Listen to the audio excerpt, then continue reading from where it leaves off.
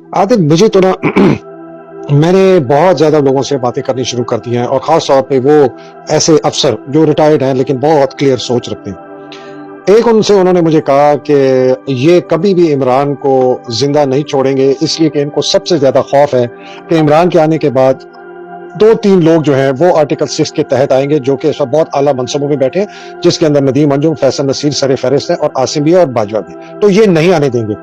अगर ये नहीं आने देंगे और खुदा न ख़ास्ता मेरे मुँह में खा के असैसिनेट कर दें इमरान को, तो एक आग जलेगी, शायद भड़कती हुई आग ना लगे जिस तरह ये सोच समझ रहे हैं, लेकिन एक आग ऐसी जलेगी और उसका रिएक्शन ये होगा कि अंदर से इन्हीं के किसी आदमी ने एक आला हाई कमांड के बंदे को गोली से मार देंगे। ये उसने खुद मुझे पूरा डिटेल में लिख के ये तो सर मैंने बात कह चुका हूँ, ये तो मैं रिकॉर्ड पे बात कह चुका हूँ। और उसने इसको आसिम को पैगाम भेजा जा चुका है सर।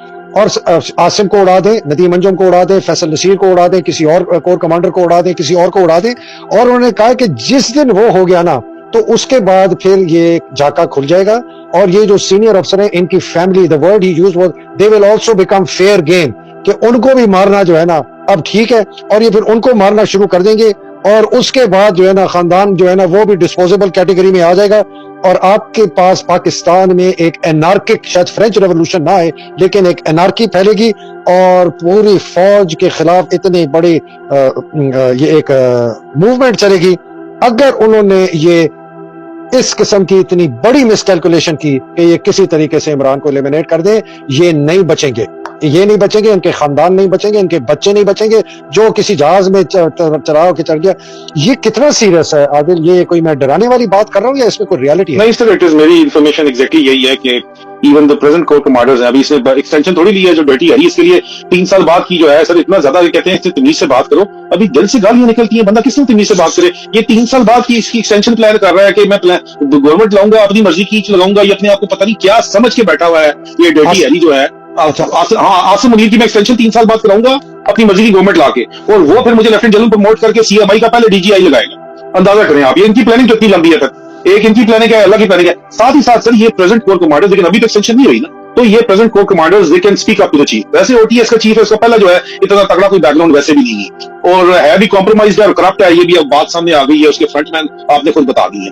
अब सर ये अब वो खुल के सामने आ गया, तो खुल के उसको कहा जा रहा है कि इमरान खान को मारने की सूरत में डिस्टेबलाइजेशन होगी और डिस्टेबलाइजेशन के नतीजे में तुम मारे जाओगे। अब उसने फौरी तौर के ऊपर क्या किया रिएक्शन में कि सदर पाकिस्तान को आरिफ अलवी को भिजवा दिया इमरान खान के पास कि ये मैं नहीं कर रहा, ये झूठ है, ये सब कुछ जो है ये पीडीएम कर रही है।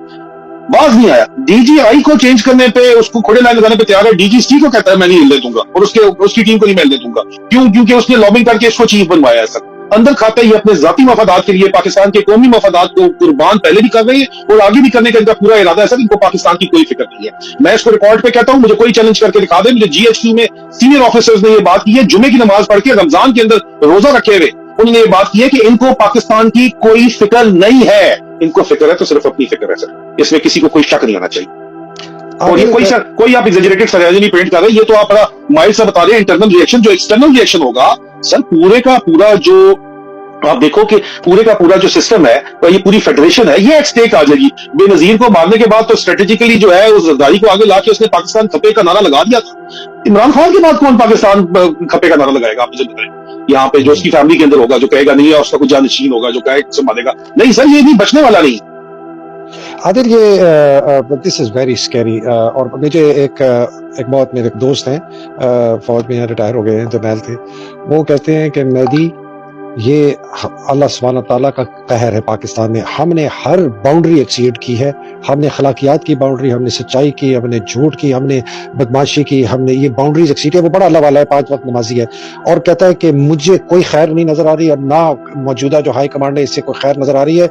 और शायद यही एक तरीका है कि ये पूरा निजाम जो है ये जलेगा और इसके बाद शायद अल्लाह सुब्हान ताला कुरान में कितनी दफा फरमाती है कि मैंने कौमों को खत्म किया और नई कौमें फिर आई, तो कहते हैं शायद ये है। तो ये मैं भी सुन के दहल गया।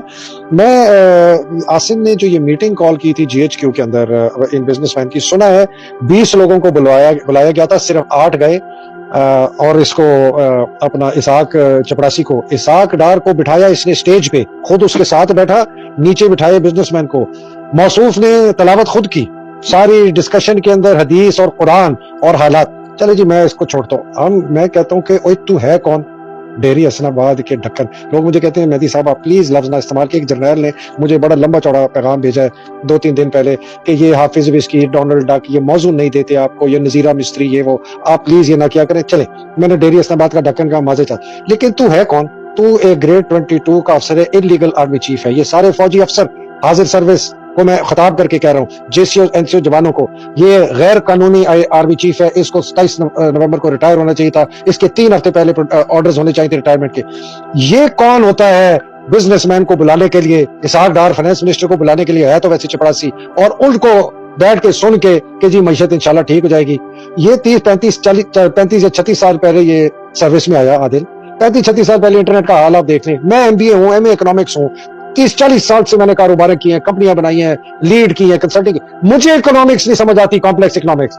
ये ढक्कन और वो उसका चपड़ कनातिया कौन में इसहाक डार, और वो 8 बिजनेसमैन कौन से? सारे वो जो नवाज शरीफ के सपोर्टर हैं, जिन्होंने इस मुल्क को लूटा है, जिन्होंने ITPs लगाई हैं मियां मंशा जैसे, उनको भी लटकना चाहिए सोडी पे।